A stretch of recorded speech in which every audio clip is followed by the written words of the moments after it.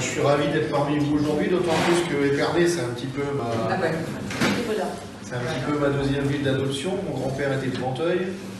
Et puis, mon premier emploi, c'était chez Monsieur Ville à Épernay en 1984. Donc j'ai travaillé pendant 2 ans à Épernay. C'est une ville que je connais bien. Après, j'étais administrateur du collège de travailleurs à Épernay, toujours. Donc j'ai gardé une certaine sympathie pour cette ville où j'ai passé quand même pas mal de temps. Je vais vous parler du relais. Alors le relais, si j'avais un slogan, je vous dirais envoyez-moi vos textiles, je vous enverrai des emplois.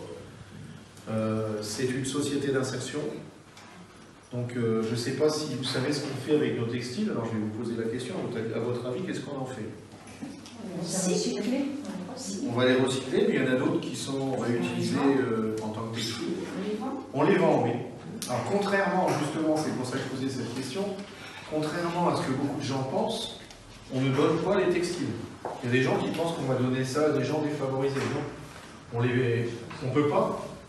Dans la mesure où on est une société d'insertion, le but c'est de donner du travail aux gens. Quelqu'un qui n'a pas d'argent, on va lui dire t'as pas d'argent, viens, moi je vais te donner du travail. Comme ça, tu auras un salaire. Et pour les payer, évidemment, si jamais on donne des textiles, on n'a pas de sous pour payer les gens à faire du monde. Donc, ce qui est vraiment de bonne qualité, ça va être revendu dans nos magasins qui s'appelle Dingue Frank. Je ne sais pas si vous connaissez, il y en a 3 à Reims. Il y en a un à Murigny, il y en a un du côté du Leader Price. Il y en a un autre dans la galerie du magasin Carrefour à Cernay. Et il y en a un autre sur le supermarché Leclerc. Vous avez des petites publicités qui sont là. Voilà.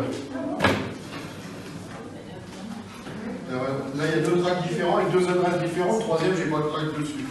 Et l'autre, il est sur Leclerc à Saint-Brice-Courcelles. C'est le plus grand. Celui de Saint-Brice-Courcelles, il fait 550 mètres carrés. Alors là-bas, vous allez acheter 5 polos pour 15 € ou 3 polos de corsage, c'est 5 pots pour 15 €. Un polo Ralph Lauren pour 15 €. Un Lacoste pour 20 €. Il faut savoir que dans notre collecte, on récupère des vêtements, parfois ils sont encore dans l'emballage ou avec des étiquettes dessus. Il y a des vêtements neufs qui sont mis dans les conteneurs. C'est bien, ils sont mis dans les conteneurs, ils ne sont pas mis à la poubelle. Et en fait, ça représente 8% de notre collecte, mais ces 8% de la collecte, ils représentent 40% de notre chiffre d'affaires. Malgré qu'on ne vende pas cher, c'est encore ce qu'on rend le plus cher. Si on ramène au prix du kilo, c'est là-dessus qu'on gagne le plus d'argent. Si on en gagne. Mais sinon, qui ne peut pas être vendu sans... On va y venir. Donc après, ce qui est un petit peu plus élimé, ou ce qui est démodé, on ne va pas arriver à les vendre en France, donc ça va partir à l'exportation. Alors au niveau de l'export, on a une démarche un peu spéciale. Il y a 5% de vêtements chauds qui vont partir dans les pays de l'Est, ça c'est tout, ça va partir chez les grossistes qui vont les revendre. Et par contre en Afrique, c'est là qu'on a une démarche spéciale, donc il y a 35% de la collecte qui part en Afrique.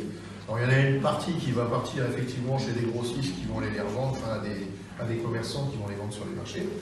Mais la plus grosse partie, elle va partir dans 3 relais qu'on a créés en Afrique. Notre but étant de créer de l'emploi là-bas. En fait, on a accueilli chez nous énormément d'Africains dans des situations de dénuement extrême. Et plutôt que de les accueillir dans le plus extrême dénuement, on préfère leur donner du boulot chez eux. Ils ne sont pas déphasés et puis il faut les aider à se développer. Et donc on a 800 salariés en Afrique. Alors il y a 3 relais, il y en a un au Sénégal, un au Burkina Faso et un à Madagascar. Alors en France, les bénéfices du relais, à la fin de l'année, quand il y en a, sont divisés par 2. 50% sont réinvestis dans l'outil de production, pour bien changer les conteneurs, pour acheter des camions, éventuellement ouvrir un autre relais ailleurs. Et les 50% qui restent sont distribués à part égale entre tous les salariés. Ça veut dire que le PDG du Relais France, notre responsable de soissons, une boutiquière, un chauffeur, tout le monde touche exactement la même chose. Donc c'est une prime de participation qui, conformément à la loi, est bloquée pendant 5 ans. Elle est placée à 6% au relais. Et au bout de 5 ans, on touche les bénéfices en fait. En Afrique, on ne peut pas faire ça. parce qu'il y a des chefs de village. Donc, en Afrique, puisqu'on ne peut pas redistribuer les bénéfices que les chefs de village risquent de se les accaparer, et ben, du coup, on crée de l'activité économique à côté. Et au Burkina Faso, on leur fait produire du riz, on leur fait faire de l'agriculture, ils produisent du miel, et on fait vivre 2500 agriculteurs. On fait de la teinturerie, on construit des meubles. On leur fait cultiver une plante qui s'appelle l'artémisium et qui a des vertus antipaludiques aussi. Il y a beaucoup de palud en Afrique, et il y a beaucoup de morts, je n'ai pas les chiffres en tête, mais c'est énorme le nombre de morts par paludisme. Et donc cette plante consommée sous forme de tisane, elle les immunise contre le paludisme. Alors on les apprend d'un côté à cultiver cette plante chez eux, de manière à ce qu'ils puissent se faire des tisanes pour ne pas être malades. Et en plus, on leur fait cultiver la plante pour le compte du relais, et on va revendre ça après en Afrique, pour que d'autres personnes puissent en profiter. Au Sénégal, on fait de la culture maraîchère. À Madagascar, c'est le plus spectaculaire, on a monté un centre de tri avec les bénéfices du centre de tri textile. On a monté un centre de tri des ordures ménagères. On a racheté 2 hôtels, on produit du riz. Alors c'est pareil, le riz c'est un tarif négocié, et quelles que soient les flambées sur les cours dans l'année, le prix ne montera pas. On embête un petit peu les producteurs locaux d'ailleurs, qui profitent un peu de la misère des gens quand les prix flambent, mais nous on n'est pas là pour ça, on a une vocation sociale. Donc le prix il est bloqué, c'est un prix négocié à l'année, et il ne bougera pas quelle que soit la flambée sur les cours. Et puis à Madagascar, on construit des voitures.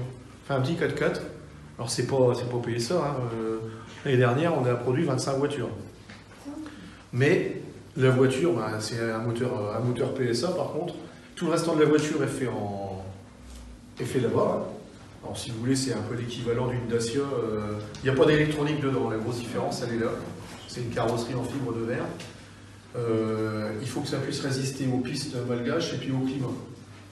Puis l'électronique, quand ça tombe en panne, c'est déjà fragile, mais en plus quand ça tombe en panne, il faut avoir des techniciens pour la réparer. Donc on a simplifié les choses en faisant ça, et mine de rien, ça fait travailler 70 personnes. Donc c'est encore 70 emplois.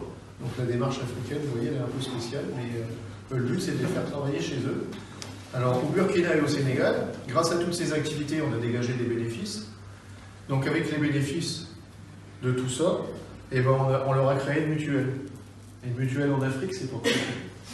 Et puis, donc content de leur créer une mutuelle, on a créé des écoles, parce qu'on veut que les enfants aillent à l'école. Et on a aussi créé des cours d'alphabétisation pour les adultes. Donc vous voyez déjà rien que là-dessus, le simple geste de mettre un t-shirt ou un pantalon dans le conteneur qui est là-bas sur la place, ça a des répercussions énormes. Et puis après, il y a tout ce qui est recyclage. Alors le recyclage, on fabrique ça. C'est un isolant qui s'appelle Métis, qui remplace la laine de verre ou la laine de roche. Alors ça, vous en trouvez dans la maison, à l'espace Paul Bert, à côté de l'hôpital. Enfin, c'est pas très loin d'ici d'ailleurs. Et c'est pas mal. Donc, à la mairie d'Épernay, on a mis, je crois que c'est la maison des associations, un truc comme ça. Ils ont isolé le toit du bâtiment avec ça. On fabrique des chiffons. Les chiffons, on est les seuls en France à faire du chiffon d'essuyage. En fait, si vous regardez la consommation de chiffons en France, eh ben, ça représente un gisement de 400 emplois. Malheureusement, 98% des chiffons qui sont utilisés en France, qui sont fabriqués au Maghreb. Ça veut dire que le tissu, les textiles, ils partent de France, ils partent au Maghreb ou dans les pays de l'Est, et après ils reviennent sous forme de chiffon en France. Donc le bilan carbone, il n'est pas terrible. Et en plus, ça ne fait pas de travail pour les Français. Bon, tout ça parce que la main-d'œuvre est beaucoup moins chère là-bas. Alors nous, c'est notre responsable Soissonnet d'ailleurs qui a eu cette idée. Avant, on avait 2 chiffonnières, on faisait un petit peu de chiffon à perte. On le faisait quand même, on disait ça fait bosser 2 personnes. Puis un beau jour, il a calculé qu'il y avait 400 personnes qui pourraient travailler. Donc il a voulu relocaliser la fabrication de chiffons sur la France. Il a créé une association, ce qui nous a donné droit à des contrats, ce qu'on appelle des contrats d'insertion, les mêmes qu'on les mairies. Et ça permet à des gens qui sont très très éloignés de l'emploi, encore plus éloignés que les gens du relais, ça je vous en parlerai tout à l'heure, d'arriver à travailler. Et donc, les gens, ils sont là pour 24 mois au maximum. Et dans les 24 mois, il faut qu'on arrive à leur trouver soit un métier, soit une formation.